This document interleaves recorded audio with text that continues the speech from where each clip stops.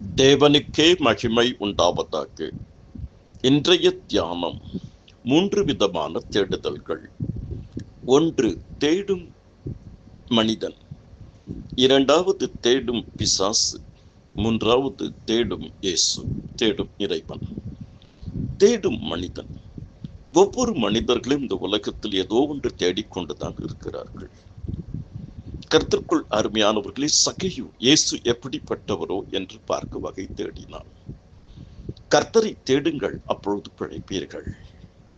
நான் கர்த்தரை தேடினேன், அவர் எனக்கு செவி கொடுத்து எல்லா பயத்துக்கும் என்னை நீங்களாக்கி விட்டார். தேடும் மனிதன். தேடும் பிசாசு. பிசாசானவன் யாரை விழுங்கலாம் என்று கர்ச்சிக்கிற திங்கம் போல் வழக்கை தேடி சுற்றித் திரிகிறான் என்று 1 பேதுரு 5வது அதிகாரம் சொல்லுகிறது. 3வது தேடும் இயேசு கிறிஸ்து. இழந்து போனதை தேடவும் ரட்சிக்கவுமே இயேசு கிறிஸ்து வந்திருக்கிறார். கர்த்தரை தேடுங்கள், அப்பொழுது பிழைப்பீர்கள். கர்த்தரை தேடுவதற்கு ஒரு நன்மையும் குறைவுபடாது. கர்த்தரை தேடுவருடைய இருதயம் வாழும்.